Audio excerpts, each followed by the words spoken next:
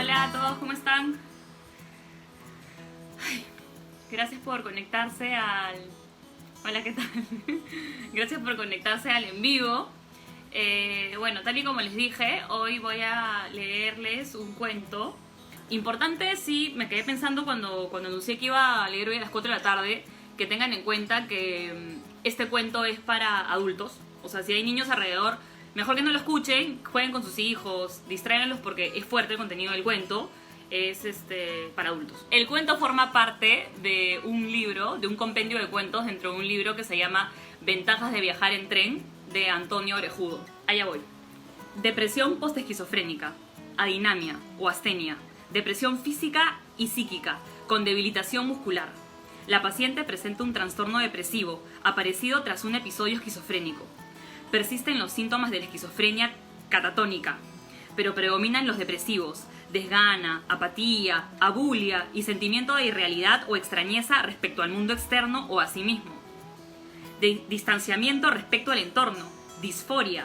La paciente presenta poca expresividad facial y lentificación de los movimientos espontáneos, disminución de la frecuencia del parpadeo, pocas inflexiones vocales y mirada huidiza.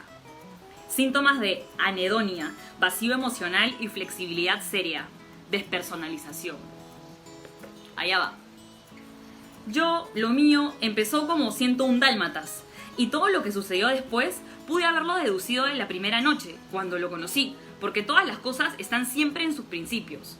Una noche que bajé a pasear a mi perro Pingo, al ver que trataba de aparearse con una perra, corrí a separarlo, pero en ese momento apareció su dueño, Emilio, a quien yo conocía de vista, porque tenía un kiosco de periódicos cerca de la Plaza de Toros, y me dijo que los dejara, que a él le gustaban los perros, que tenía una casa muy grande y que estaba buscando una camada.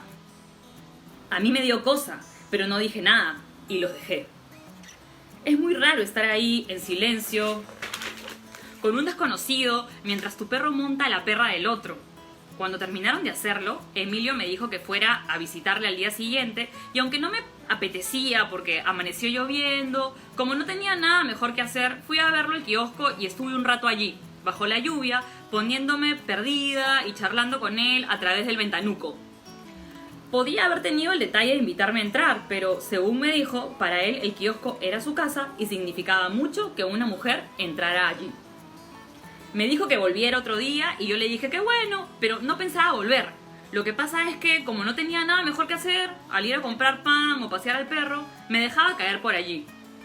Cuando hacía buen tiempo, él me enseñaba revistas de perros y me hablaba todo el tiempo de razas y cruces. Lo hacía con buena intención, pensando a lo mejor que a mí me interesaba todo eso. Pero es que a mí me importaba tres pepinos. Yo tenía mucho cariño a Pingo y preguntaba por la preñez de Charla, que era su perra, pero nada más. Nos fuimos viendo casi a diario y el mismo día que Charlita parió 5 cachorrillos preciosos, Emilio me pidió salir. Le dije que sí, y entonces él me abrió las puertas del kiosco y pude darles a los clientes el suplemento del domingo. Vendió 4 de los 5 cachorros y se quedó con el quinto, un perrillo muy rumboso, Elvis, que fue mi regalo de pedida. Tuvimos un noviazgo corto, casi todo él dentro del kiosco. Luego nos casamos, pero no pudimos irnos de luna de miel, porque el kiosco es lo que tiene, que es muy esclavo, y tienes que estar todos los días al pie del cañón. Pero a mí no me importó, a mí lo que me importó es que se cansara de mí tan pronto. A los pocos meses, no había pasado ni un año desde que nos casamos, ya me dejaba sola todo el día en el kiosco. Y él se iba con los perros a la casa de campo. Yo recogía, hacía cajas, cerraba el kiosco todas las noches y luego me iba a casa corriendo a hacerle la cena antes de que llegara. Menos mal que vivíamos al lado del kiosco. Una noche, al acostarnos, él me pidió que lo hiciéramos por detrás. Como los perros, dijo. Y como llevábamos mucho tiempo sin hablar y sin hacer nada de nada, aunque no me apetecía, cedí. Y si cedes una vez, yo no lo sabía, ya cede siempre. Unas veces es por amor, otras porque te sientes insegura y otras porque tienes miedo. En general, es por los 3 motivos a un tiempo. Y si es que los 3 no son la misma cosa. Desde entonces, nunca más volvimos a hacerlo cara a cara. Siempre me ponía a 4 patas, algunas veces sin pedirme permiso, Y no es que me violara, pero a mí tampoco me apetecía hacerlo algunas veces y tenía que hacerlo. Un día probé a negarme y entonces él se marchó con los perros y se tiró fuera una semana. Aunque nuestra casa no es muy grande, las paredes se me caían encima y nunca más volví a decir que no.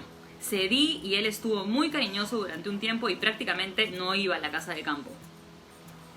Otra noche, mientras lo hacíamos a cuatro patas, me habló, se acercó a mi oreja y me dijo que gimiera como una perra. Y yo lo hice sin pensar, que a partir de entonces iba a tener que hacerlo siempre.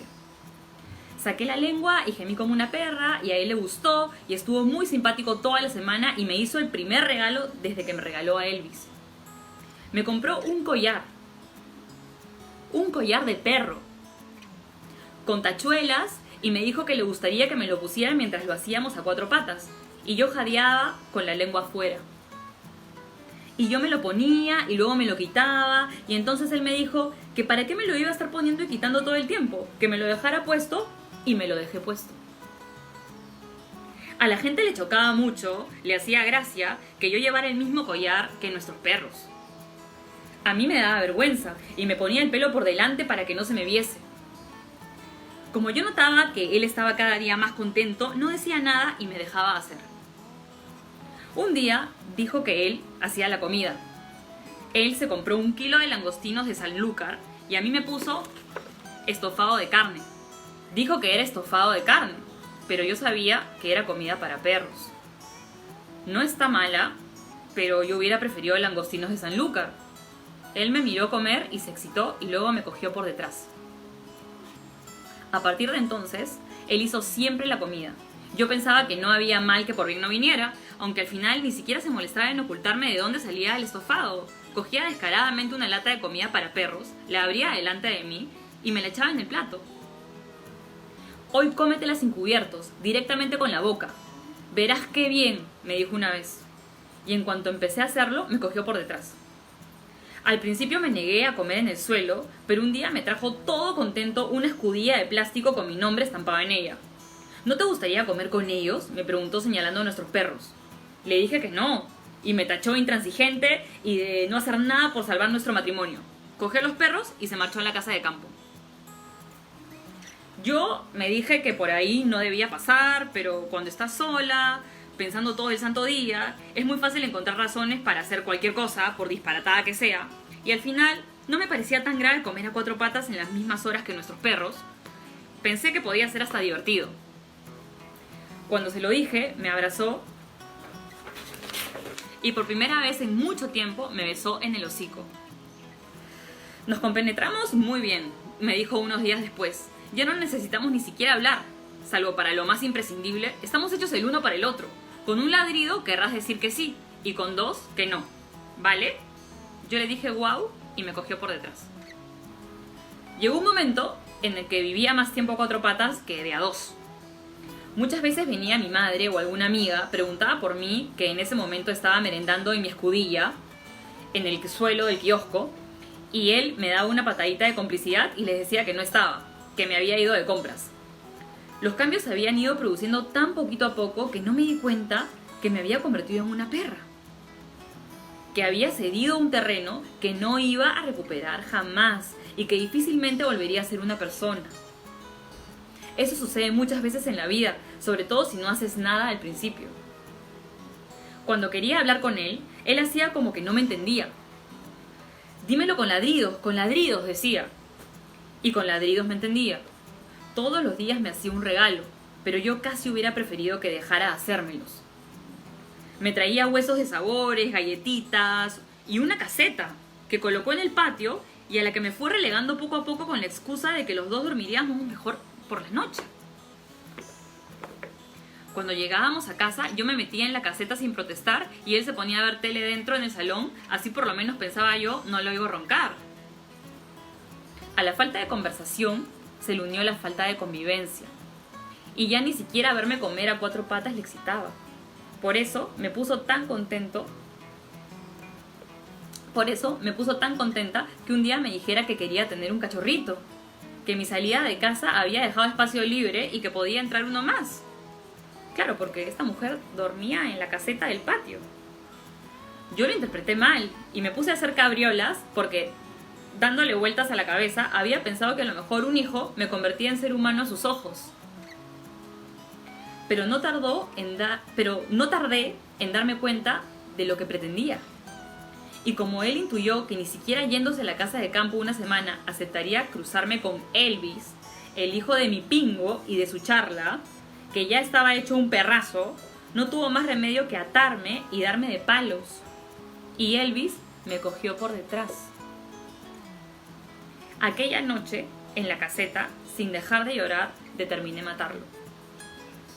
Me hice con un martillo y un serrucho que escondí en la caseta, y aprovechando una noche que se había quedado dormido viendo en la tele una entrevista con un observador de la ONU, entré a hurtadillas y de un martillazo lo dejé en el sitio. Le abrí la cabeza con el serrucho a la altura de la frente y le vacié el cráneo con la mano derecha enfundada, en un guante de fregar. Repartí los sesos en partes iguales entre los perros y allí lo dejé, con la cara iluminada por la tele y la frente levantada, como si se hubiera quitado el sombrero al verme entrar, como si por primera vez en mucho tiempo volviera a tenerme respeto. Y ese es el cuento. Este género de escritura es el que yo denomino como literatura enferma, porque básicamente está basada en psicopatologías. Si eres una persona que me sigue, sabes que yo tiendo mucho a leer este tipo de contenidos vinculados a campos psicológicos, psiquiátricos. Disfruto conocer hasta qué punto el ser humano está dispuesto a llegar, está dispuesto a ceder, está dispuesto a proponer. Creo que abre una puerta interesante de combinación entre la ficción y la realidad. Unos límites insospechados que muchas veces uno no espera que sucedan o que cohabiten con la realidad que uno vive en el día a día, pero estas historias tranquilamente pueden ser historias reales. O sea, hay muchas personas que lamentablemente no poseen una estabilidad emocional saludable y sus mentes disparen pensamientos o propuestas bastante polémicas para lo que uno conoce como lo normal, ¿no? Entonces, quería compartir con ustedes este cuento. Este libro, Ventajas de viajar en tren, está lleno de estos cuentos. Lamentablemente este no es el libro. Para variar, yo cometo el error de que todos los libros que me gustan mucho los presto y olvido a quién se los presté. Ya me ha pasado muchas veces. Me he propuesto a partir de este año dejar de hacerlo. Pero el libro se llama Ventajas de viajar en tren, de Antonio Orejudo, y lo venden en todas las librerías de Lima. Así que si les interesa pueden ir a buscarlo. Y tiene como unos 7 o 6 cuentos más que tratan sobre otro tipo de psicopatologías, ¿no? Recuerdo que hay uno de los cuentos que trata sobre un chico que nació con el esqueleto incompleto y llegó a la pubertad y se moría por tener sexo, ¿no? Que es natural. Pero no tenía todos los huesos completos, entonces él estaba postrado en una cama y lo más fácil era conseguirle una chica. Entonces se la consiguieron y bueno, el cuento trata sobre la primera vez de este hombre deshuesado, ¿no? Es interesante también leer estas cosas porque el escritor no solo se concentra en el plano físico y en describir cómo es que las acciones se llevan a cabo, que es parte de la trama, sino también en el estado emocional de la persona y qué es lo que pasa por su mente mientras sucede algo que tanto anhela, ¿no? Entonces conecta muy bien para todas las personas curiosas en tratar de descubrir un género literario paralelo, diferente a lo que habitualmente estamos acostumbrados a leer. Así que espero que les haya gustado el cuento. Esto era lo que yo quería compartir con ustedes. Les dije que no iba a durar más de 20 minutos. Y bueno, si tienen alguna duda o consulta adicional sobre lo que les acabo de leer, porfa, no duden en escribirme y yo feliz leo lo que me ponen y se los contesto. Les mando un abrazo y espero que les haya gustado y pronto volveré con alguna otra lectura que yo escoja para compartir con los demás. Chao. Chao a todos.